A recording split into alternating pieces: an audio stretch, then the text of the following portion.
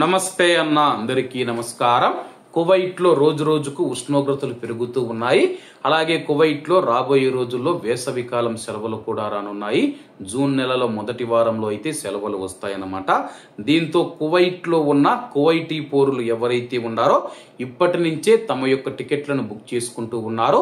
తమ యొక్క కుటుంబాలతో వేసవి కాలం సెలవులను ఆనందంగా సంతోషంగా గడపడానికి విదేశాలకు వెళుతూ ఉన్నారు. అలాగే ఇప్పుడు టికెట్లు బుక్ చేసుకుంటూ ఉన్న కువైటీ పౌరులు ఇష్టమైన గమ్యస్థానాల జాబితాలో కొత్త దేశాలు అయితే చేరడం జరిగింది. లండన్, లెబనాన్, అలాగే న్యూయార్క్ మరియు ఆసియా దేశాలకు సంబంధించిన కొన్ని దేశాలు ఉన్నాయని చెప్పేసి, అలాగే చాలా మంది కువైటీలు మనం చూసుకుంటే వాళ్ళ యొక్క మ్యాప్ లో కొన్ని దేశాలు మాత్రమే కొత్త దేశాలు కనిపిస్తూ ఉన్నాయి. మిగతా దేశాలు మామూలుగానే ఉన్నాయి. ఎందుకంటే వేసవి కాలంలో కువైట్ లో ఎండ తీవ్రత ఎక్కువగా ఉంటుంది కాబట్టి చల్లని ప్రదేశాలు ఎక్కడైతే ఉన్నాయో ప్రపంచంలోని చల్లని ప్రదేశాలు ఆయా ప్రదేశాలకైతే కువైటీలు వెళ్ళి అక్కడ ఆనందంగా సంతోషంగా గడుపుతూ ఉంటారు. ప్రస్తుతానికి మనం చూసుకుంటే లండన్ కానీ, న్యూయార్క్ కానీ, అలాగే ఆసియా దేశాలకు సంబంధించి ఇండియా కూడా ఉన్నట్లయితే తెలుస్తూ ఉంది.